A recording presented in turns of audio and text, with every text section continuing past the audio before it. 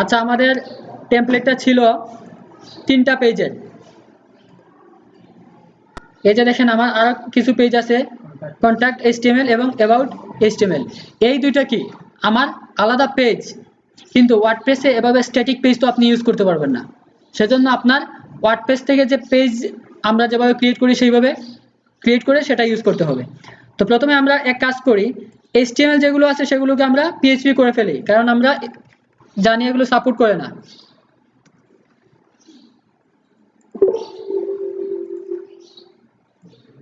অ্যাবাউটটা করলাম, তারপর কন্ট্যাক্টটা করে ফেললাম।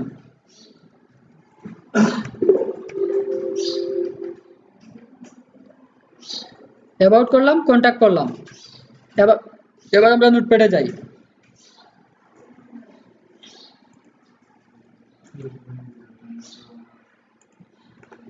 আচ্ছা, নোটপ্যাডে যে জিনিসটা করব, এটাকে আমরা টেমপ্লেট বানিয়ে ফেলবো, কিন্তু আমাদের পেজ টেমপ্লেট বানিয়ে ফেলবো।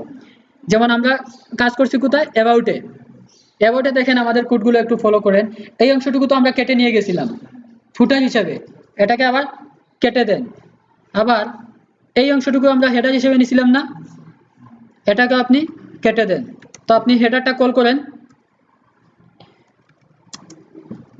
পিএইচপি গেট হেডার,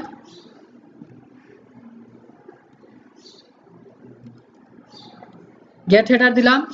আবার কি দিব, গেট ফুটার দিব না, গেট ফুটার, সেভ করে দিলাম। আচ্ছা, এখানে একটা কমেন্ট তৈরি করেন। আমরা যেহেতু এটা টেমপ্লেট হিসেবে দিব, একটা কমেন্ট তৈরি করেন। কমেন্ট হবে, সিএসএস এ কমেন্ট করছেন তো?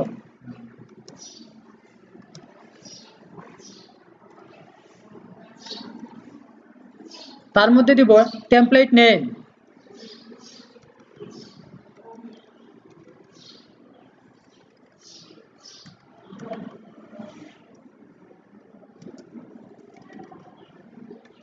আমাদের এই পেজটা কি অ্যাবাউট না?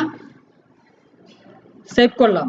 যদি সব ঠিক থাকে, আচ্ছা সেভ করার আগে একটু রাখি আমরা।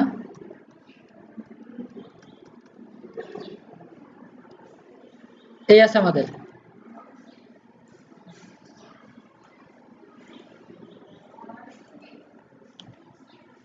আমরা এবার একটা পেজে যাই, অ্যাড নিউ পেজ। দেখেন এখানে কি কোনো টেমপ্লেট নামে কোনো অপশন আছে? এই জায়গার মধ্যে টেমপ্লেট নামে কোনো অপশন আছে? নাই।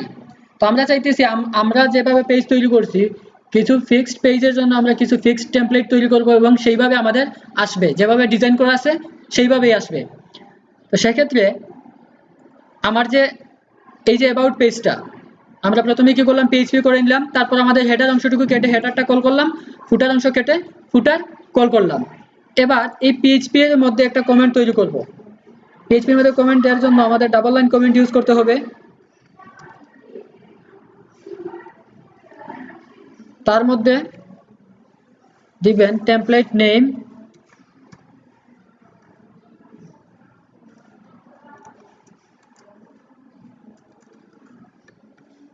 অ্যাবাউট, সেভ করে নিলাম। আচ্ছা, এবার দেখি আমাদের পোস্টটা রিলোড দিলে সবকিছু ঠিক থাকলে চলে আসার কথা। এবার দেখেন এখানে টেমপ্লেট নামে একটা অপশন চলে আসছে নতুন। এটা আগে ছিল? এটা আগে ছিল না, এখন চলে আসছে টেমপ্লেট নামে। তো আমরা এই যে টেমপ্লেট তৈরি করলাম, এটা কি নামে, অ্যাবাউট নামে। আমি চাইতেছি এই যেভাবে আমরা আমাদের স্ট্রাকচার করা আছে এইভাবে আমাদের পেজটা আসবে। যে পেজটা আমি চাই এইভাবে আসবে, সেই পেজের আমি টেমপ্লেটটা সিলেক্ট করে দিব। যেমন একটু আগে আমি টেমপ্লেট নেম কি দিয়েছিলাম, অ্যাবাউট। আমি অ্যাবাউটটা সিলেক্ট করে দিলাম, দিয়ে এটা পাবলিশ করে দিব। পাবলিশ করে দিলাম। আবার আমাদের পেজটা দেখি,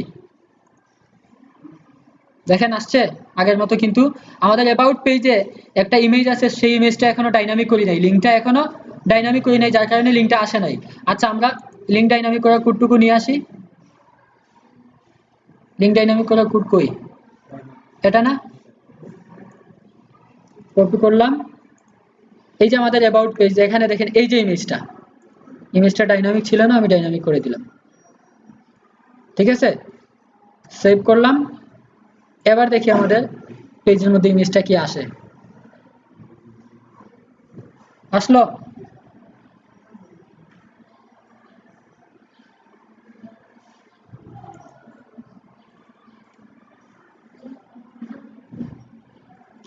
আচ্ছা, পরবর্তী আমাদের আরো একটা আছে, সেম ভাবে করে ফেলি।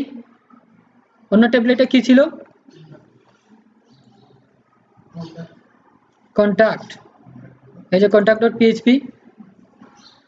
আচ্ছা, আমরা অ্যাবাউট থেকে সেই অংশটা, আমরা হেডার অংশটা কপি করে নিয়ে আসি। কন্টাক্ট, এই হেডারটুকু আমরা রিমুভ করে দিলাম দিয়ে। তো এই টেমপ্লেটের নাম কি অ্যাবাউট নাকি কন্টাক্ট? কন্টাক্ট চেঞ্জ করে দিলাম। আর ফুটারটা নিয়ে আসি, গেট ফুটার। এখানে ফুটার অংশটুকু কেটে দেই। আচ্ছা, কোনো লিঙ্ক আছে কি এখানে? এখানে তো কোনো লিঙ্ক নাই নাকি? আচ্ছা, কোনো লিঙ্ক নাই। সেভ করলাম। এবার আমরা নতুন আরো একটা পেজ তৈরি করি। পেজের নাম হবে কন্টাক্ট। আর আমাদের দেখেন টেমপ্লেটে আগে ছিল একটা, শুধুমাত্র অ্যাবাউট। এবার দেখেন অ্যাবাউটের সাথে কি চলে আসছে? কন্টাক্ট চলে আসছে। আমরা কন্টাক্ট দিলাম, পাবলিশ করে দিলাম।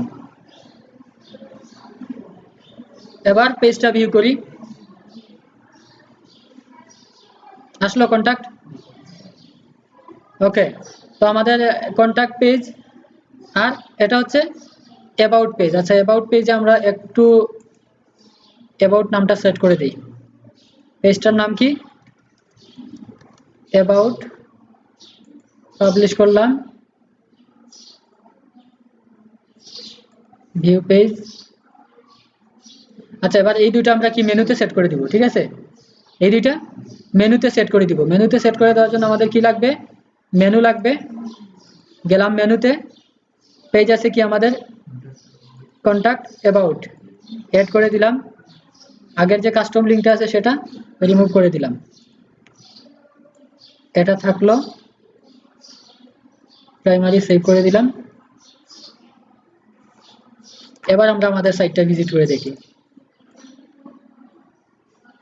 Home, contact, about. কন্টাক্টে ক্লিক করলে দেখি আমাদের কন্টাক্ট পেজে যায় কিনা।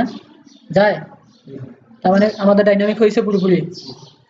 তো আমরা চাইলে ভাবে আমাদের পেজ যদি আরো 10টা টেমপ্লেট লাগলে আমরা পারবো না তৈরি করতে।